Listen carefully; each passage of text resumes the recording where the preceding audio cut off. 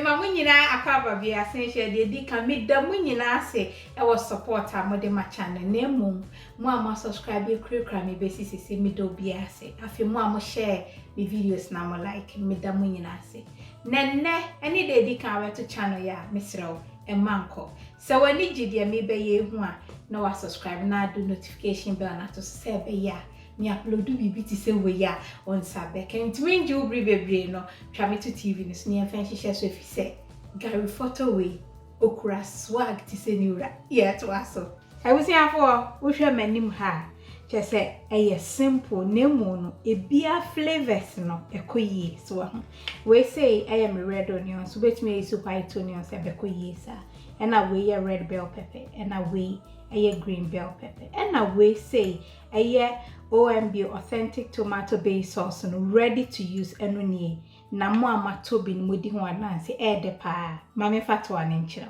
enti abusuafo ye Authentic Tomato Base Sauce eni ready to use enti de si manim hey abene kama na utumi de jollof rice utumi de stew utumi de pizza topping ya me adoma mechro senem ye utumi de Gari Foto ya me de be ye ya eno ekura ne swagi so ahu wo ye stew so a wo betumi a chew na mo stock ni ade na ade egu gravy ni nyina ekoyi enti no nyame ya adoma mechro ne ma betumi de enti sa wo ni we bi sese ya fa stew bi a machro recipe no feye nemo pese woti edene dia no originalmamabetty.com obenye bi ye to aso and na we say me garlic chili oil na me ne mo chair nti chilies no ebinie de pa and na we nso me chicken stock nti aha ne de obetumi use vegetable stock chicken stock and as beef stock bi a open no ebe ye ba your vegetarian and a vegan dia emfa we ni nka na the vegetable dia na ka and na we say yellow bell pepper and na we say me broccoli and also manua ho kakra ma chair se ne ye no no nti no me de no so link e beto so ama and na we carrot and na me gari ni ohima ye ne ni be ye adwumani so ho tiji akonwa no na nneoma beba be keka ho ne ye fa hihye so fi se me say ede no ye levels ye to aso nti si a me bonus ye no ahwie wo gari ni nyina ego na afi odo chicken stock na wo a wahwe video we bia de onim sane etie ekoyi so ahu na afi odi kakra egu mfa bebre umpese be peche na wa kanfra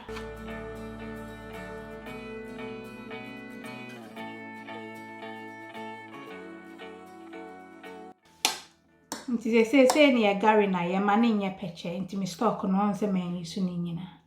nti se de me wa ha se ya me garlic chili oil no ebinie so ahu na afi odi kakra egu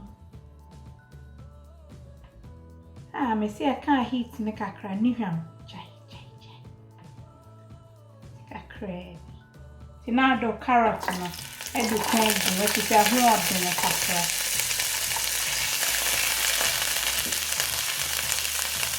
ti afi na do broccoli no eni ugene no na de aka ho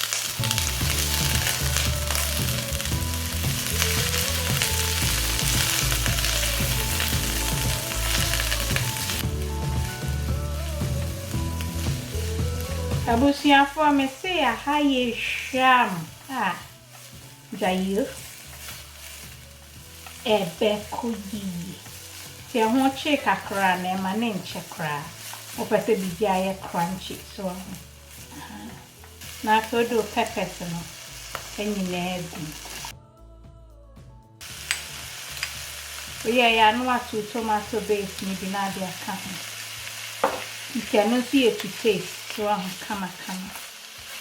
enti abusuafo ya sauce ne nso ade ba akwa betimi di aye o stir fries ananso say Gari Foto ya mi so na me say a heat no ye shia so enti bejo de originalmamabetty.com on sabeken na for do Gari no ejanu melon kra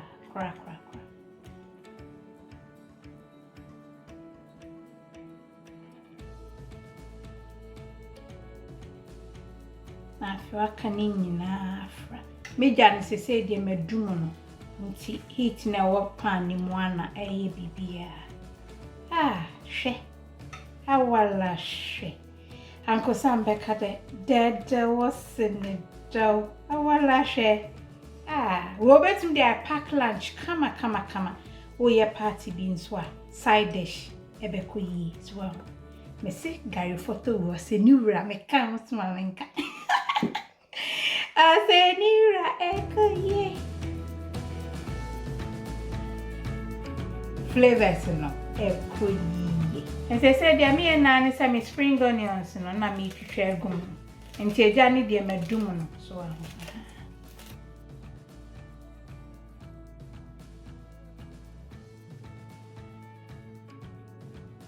Yabusiafo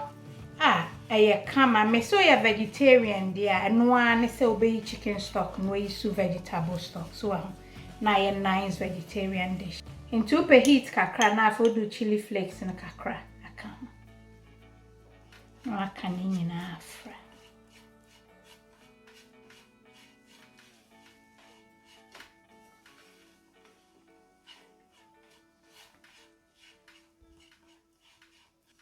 ye wie ti afi me dish ni e din komo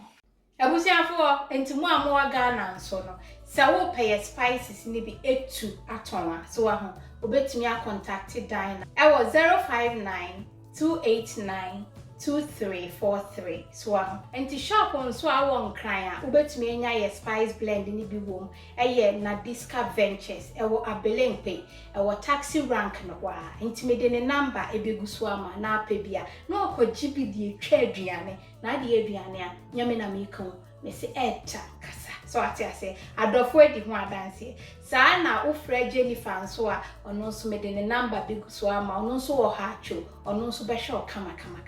na eba Kumasi area ho de a edwe so sister adwoa ono nso bo adwuma mayin enti abusiafo me da obi a wo support ne ye no me da mu nyina ase nyame nhira mo e wo ba bia mo obi ase be ya mo betimi abe support abusiafo wa hwe se ne aduane ayi se ya kono enti no betimi de edidi ope bia se chicken bi na wa na fish eno nso ebekoye so betimi nso de pack lunch kama ebekoya na side dish enti so when you dey me kire hu dia na don't forget to like the video and subscribe never can busia no ho nyame ya adoma ye besin I love you. God bless.